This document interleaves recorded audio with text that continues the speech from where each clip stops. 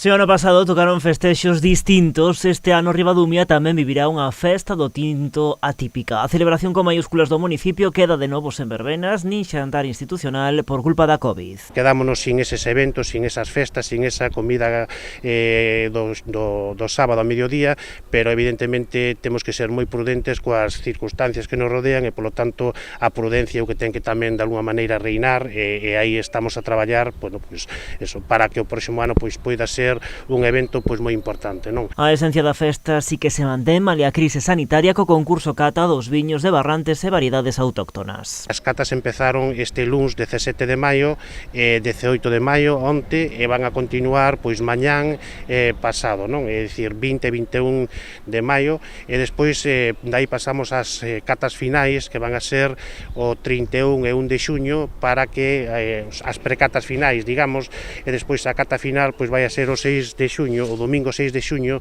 aquí na plaza do Concello, aquí en Ribadumia. A pesar das circunstancias atípicas, a participación mantense alta. O número de colleiteiros, o número de adegueiros é moi importante, porque estamos a falar que en variedades viño tinto salnés tipo Barrantes pois se presentaron 90 viños, cando nas edicións anteriores pois se habían presentado pois entre 120 viños aproximadamente.